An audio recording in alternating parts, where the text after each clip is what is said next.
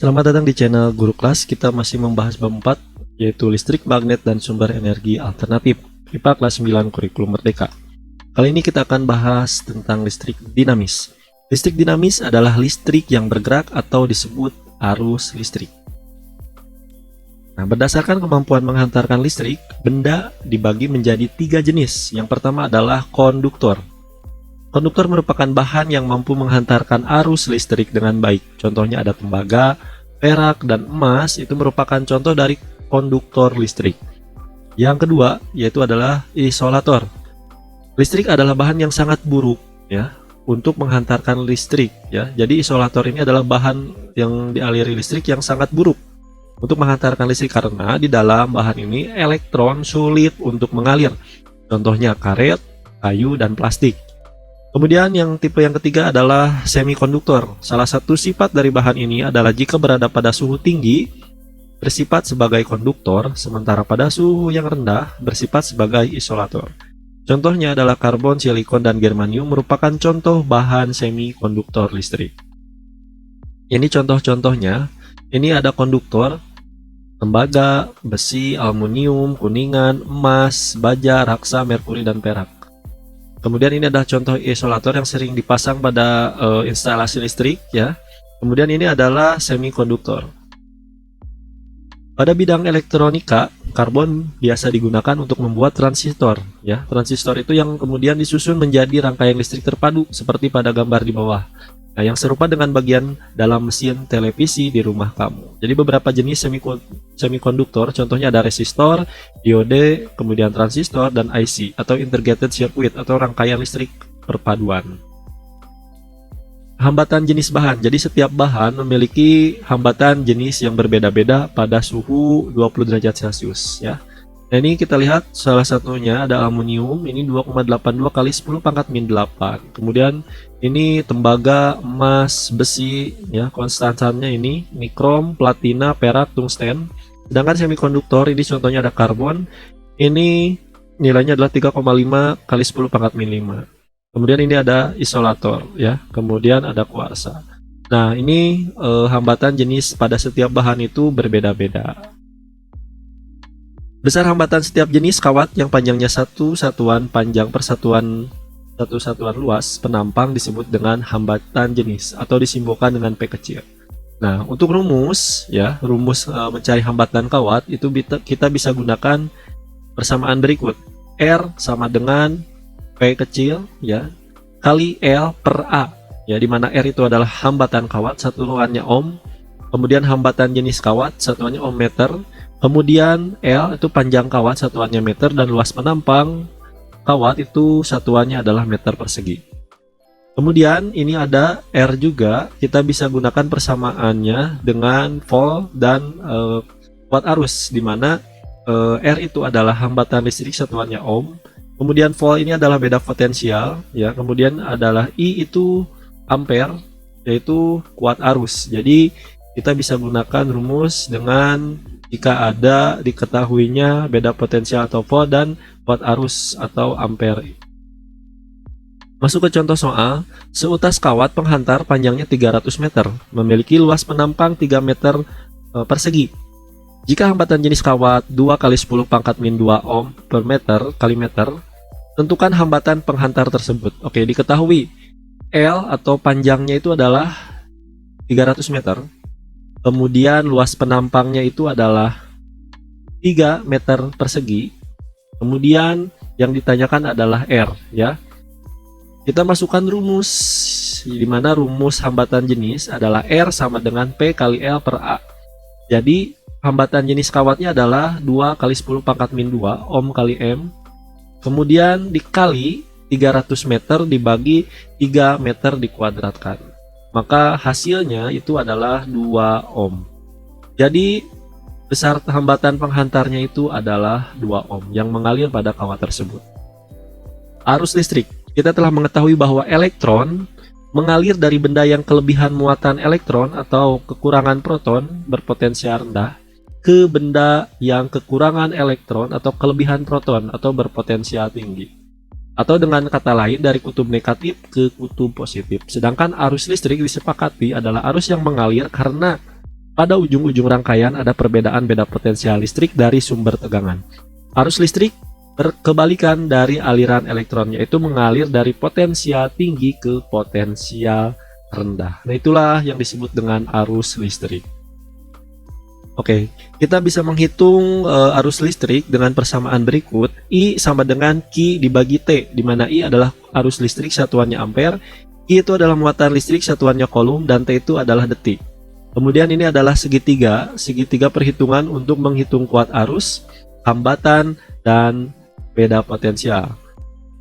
Jika kita ingin mencari beda potensial, ya, maka rumusnya adalah I dikali R. Kemudian jika kita ingin mencari kuat arus, maka kita akan gunakan rumus P dibagi R.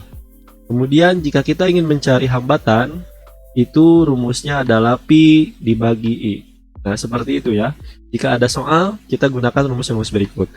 Pada rangkaian listrik tertutup, pembawa muatan listrik adalah elektron, sehingga besarnya muatan ditentukan oleh jumlah elektron, yaitu Q sama dengan N dikali E, sehingga I sama dengan N dikali E dibagi T atau waktu.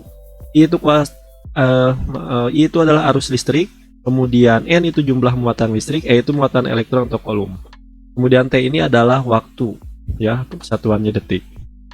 Contoh soal, dalam suatu kabel tembaga terjadi perpindahan 0,02 coulomb muatan selama 4 second atau 4 detik.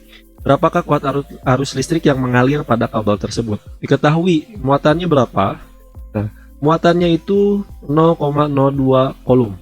Kemudian waktu yang diperlukannya adalah atau selama 4 detik atau 4 second. Jadi kita masukkan rumusnya I sama dengan I dibagi T atau muatan dibagi waktu.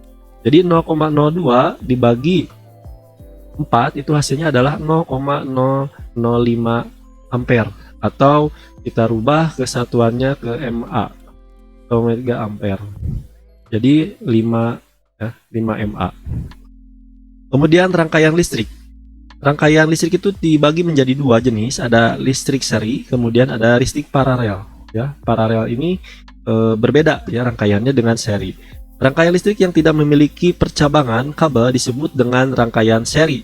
Tidak adanya percabangan kabel pada rangkaian listrik seri mengakibatkan aliran listrik ini akan terputus jika salah satu ujung kabel terputus, sehingga tidak ada arus yang mengalir di dalam rangkaian dan seluruh lampu akan mati.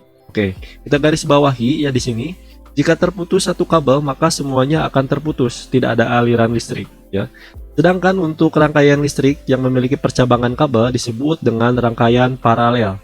Nah, jika salah satu ujung kabel terputus, maka arus listrik akan tetap mengalir pada kabel lainnya yang masih terhubung dan beberapa lampu lainnya akan tetap menyala. Jadi perbedaan rangkaian listrik seri dan paralel itu, jika salah satu kabel terputus, maka ini tidak ada aliran listrik yang mengalir ya, karena tidak ada percabangan. Sedangkan rangkaian listrik paralel ini ya, jika salah satu kabel putus, nah maka aliran listrik itu masih tetap terhubung dan tetap mengalir ya, atau tetap menyala, karena ini memiliki yang namanya percabangan kabel. Dan jika kita gunakan beberapa lampu, maka beberapa lampu yang lain akan tetap menyala meskipun kabel pada lampu pertama contohnya mati, seperti itu. Ini adalah rangkaian seri dari hambatan listrik ya. Jadi seperti ini ya, ini tidak ada yang namanya percabangan. Jadi lurus seperti ini, lurus. Nah, ini hambatannya, hambatan 1, ini hambatan 2 atau disebut dengan R1 dan R2. Maka persamaannya ini kuat arusnya adalah I1 sama dengan I2 sama dengan I per IN. Jadi untuk seterusnya kuat arusnya sama ya di rangkaian seri, tidak ada yang berbeda. Kemudian beda potensialnya V1 sama dengan V2 atau Vn ya, atau tidak sama dengan juga sama, ini bisa dihitung per hambatan voltasenya seperti itu. Maka V seri atau V total serinya itu adalah sama dengan I dikali R. Jadi seperti rumus yang tadi. Kemudian V seri ini juga bisa diukur atau dihitung per hambatan. Contoh I1 dikali R1, I2 dikali R2 dan seterusnya. Oke, karena I seri sama dengan I1 dan I2, maka hambatan total atau R serinya itu seperti ini. Rangkaian seri atau hambatan seri itu sama dengan R1 sama dengan R2. Kemudian ditambah R per N ya, Rn. Kemudian ini adalah rangkaian paralel ya. Paralel ini seperti ini. Jadi ini ada yang namanya percabangan. Ini cabang ke-1, ini cabang kedua ya. Ini ada R1 dan R2. Nah, jika salah satu lampu mati di sini, kita contohkan ya, ilustrasikan di sini. Ini kita putus di sini. Maka listrik masih tetap menyala ke percabangan yang kedua ke sini. Tetap mengalir. Nah, itu yang disebut dengan rangkaian paralel ya. Berbeda dengan seri, kalau diputus maka akan putus semua hambatan, dan jika kita pasang lampu akan putus lampu semuanya untuk seri. Kalau paralel tidak. Maka ini beda potensialnya P1 sama dengan P2 sama dengan Pn. Kemudian I1 sama dengan I2 dan In.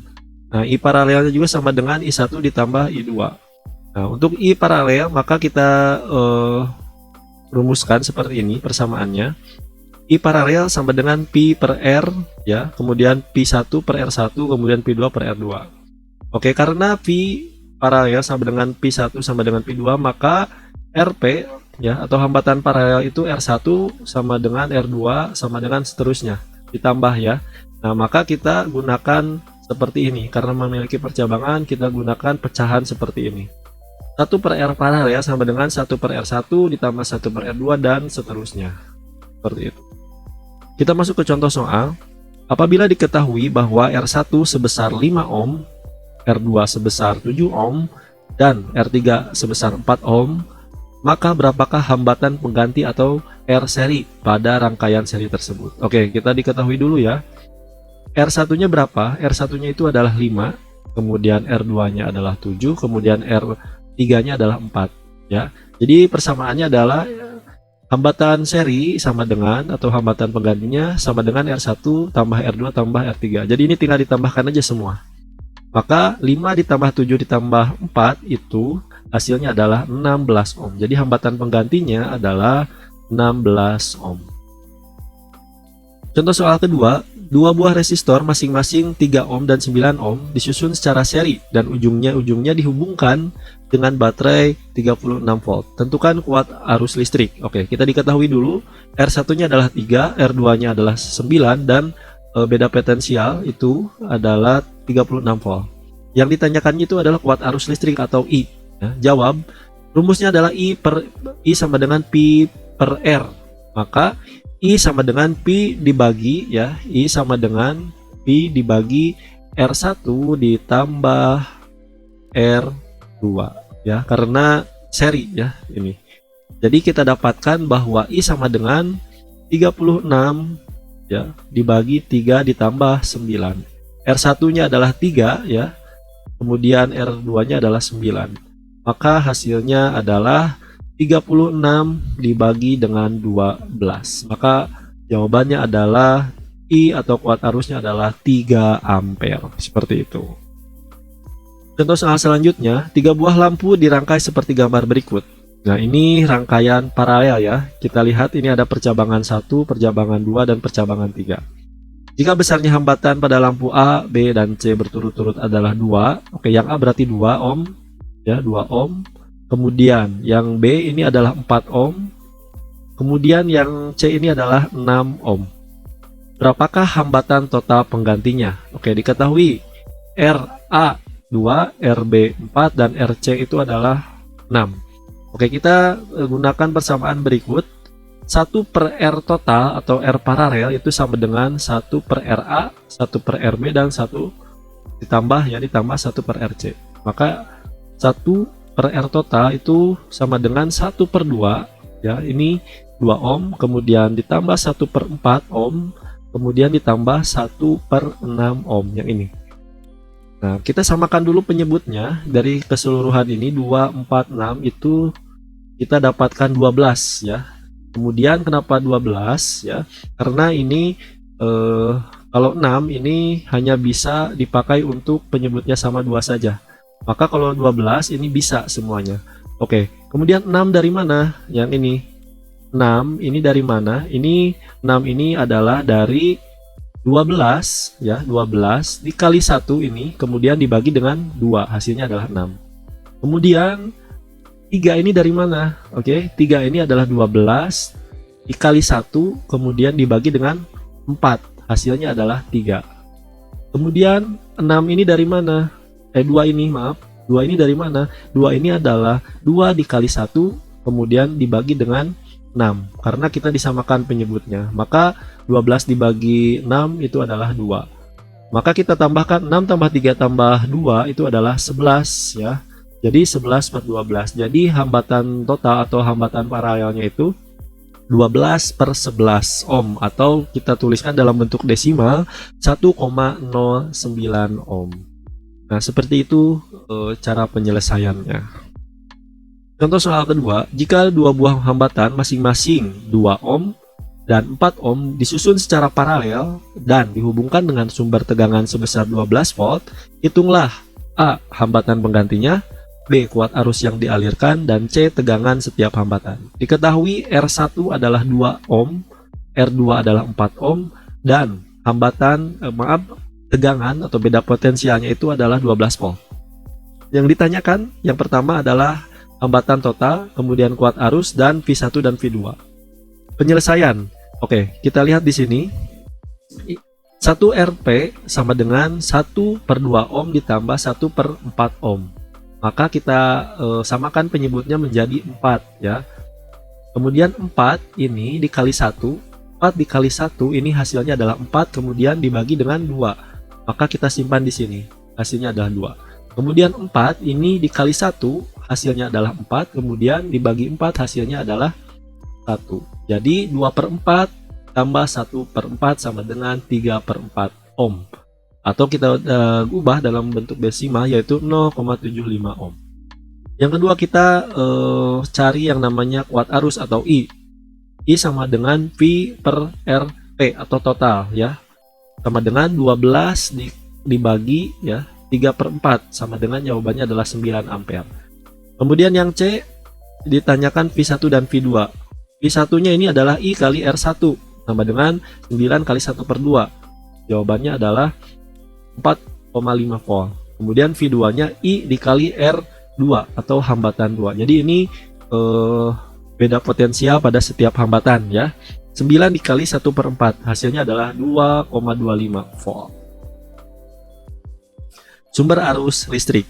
Listrik adalah energi, sehingga sesuai dengan hukum kekekalan energi, untuk menghasilkan energi listrik perlu adanya alat yang dapat mengubah energi lain menjadi energi listrik.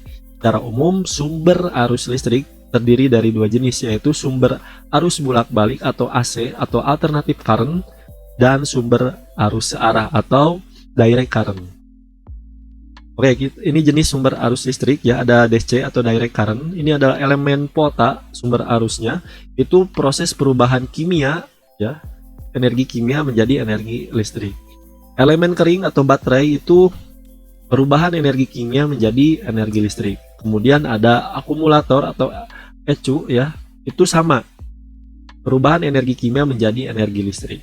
Kemudian solar cell ini adalah perubahan energi kalor atau panas menjadi energi listrik.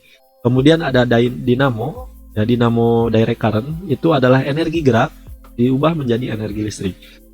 Kemudian jenis yang kedua ada AC atau alternating current ya. Ini dinamo AC itu sama, merubah energi gerak menjadi energi listrik. Kemudian generator sama juga prosesnya, yaitu perubahan energi gerak menjadi energi listrik. Nah, inilah jenis sumber arus listrik, kemudian proses perubahannya. Jadi listrik itu sesuai dengan hukum kekekalan energi, itu tidak bisa diciptakan tapi hanya bisa diubah dari suatu bentuk ke bentuk yang lainnya.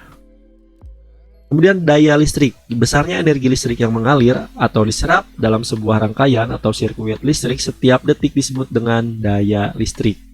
Sedangkan jika dilihat dari konsep usaha, pengertian daya listrik yaitu besarnya usaha dalam memindahkan muatan per satuan waktu atau jumlah energi listrik yang dipakai setiap detik. Rumus daya listrik itu adalah P sama dengan E dibagi T, di mana P itu daya listrik satuannya watt, Kemudian E itu adalah energi listrik satuannya joule, dan T itu adalah waktu satuannya detik. Contoh soal, Rian menyalakan lampu yang memiliki energi 1500 joule dan dinyalakan selama 10 menit. Hitunglah besar daya yang dilakukan oleh lampu. Oke, diketahui ya, W atau E ya, besar energinya itu adalah 1500 joule. Kemudian dinyalakan selama 10 menit. Kita rubah dulu satuannya ke detik atau second. Jadi 10 kali 60 hasilnya adalah 600 second. Kemudian yang ditanyakan itu adalah P atau daya. Jawabannya P sama dengan E dibagi T. 1500 dibagi 600 adalah 2,5 watt. Jadi daya yang dilakukan oleh lampu itu selama 10 menit adalah 2,5 watt. Oke, sekian video pembahasan mengenai listrik dinamis. Semoga bermanfaat. Semoga kalian mengerti ya.